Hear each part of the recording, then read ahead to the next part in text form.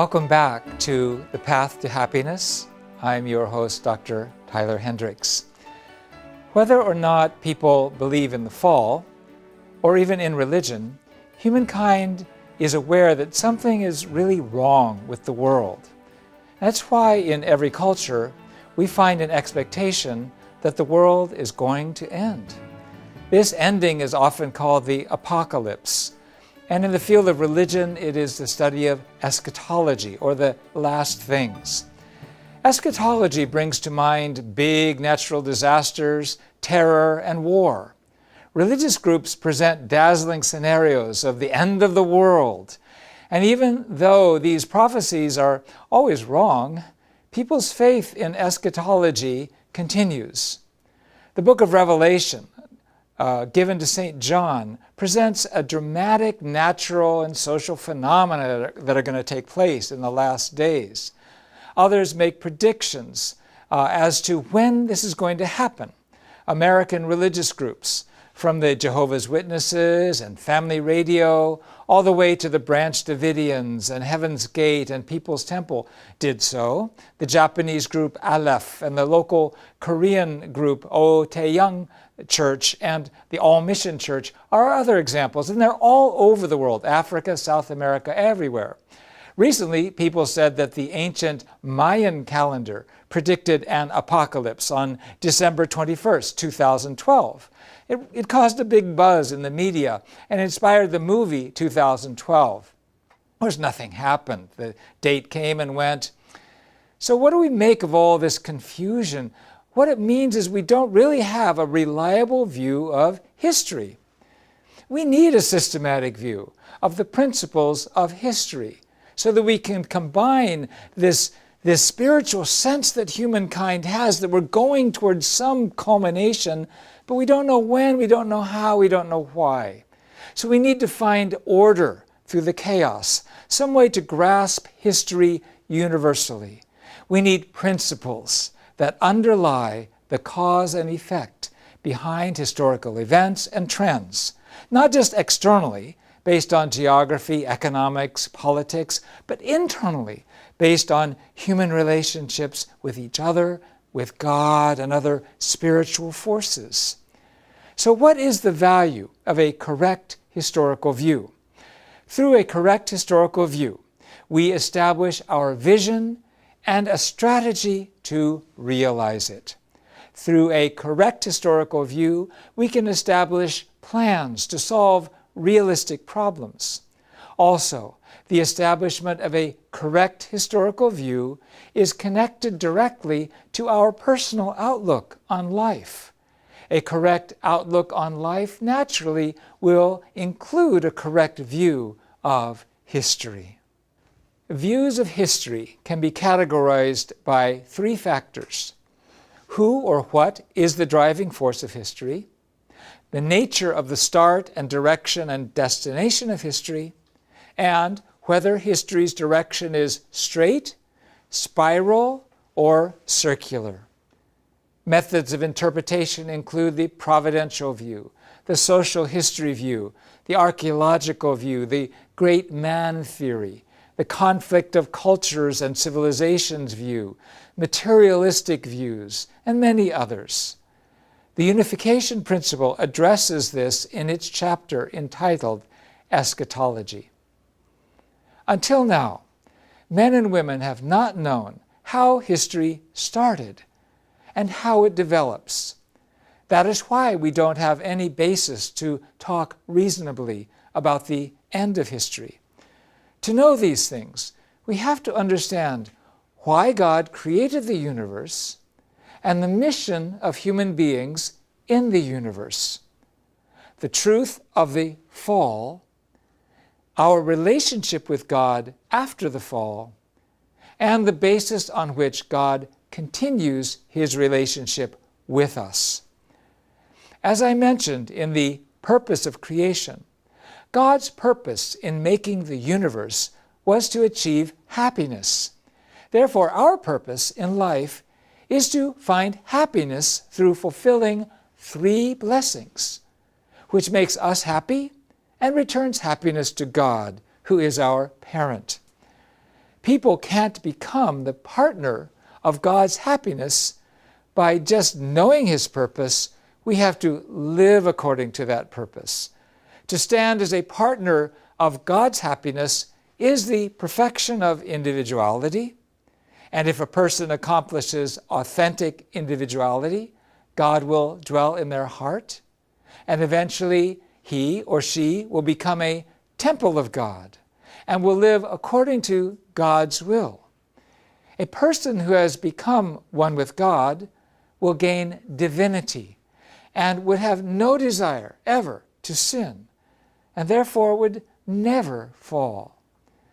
Now, if Adam and Eve completed their individuality, free from sin, and had children, and accomplished one family, society, and nation, according to the Genesis 1:28 blessing of multiply, that would have been a heaven centered on one set of true parents. Heaven works like a person of completed individuality. Just as a body follows the vertical commands from the brain and has cells and organs that work in a horizontal relationship with each other, the society of heaven would follow the vertical commands from God and have individuals, families, and social networks that work together. In a society like this, if one person were hurt, the whole society would feel God's sadness together, so no one would want to hurt others. As God blessed us to have dominion over all things, if we develop science to love and steward nature, we will create a comfortable and healthy community. That would be heaven on earth.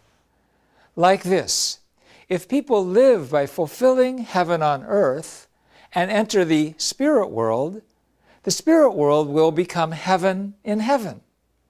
Therefore, God's purpose of creation was always one thing: to build heaven on earth, and to do that first, and then heaven in heaven.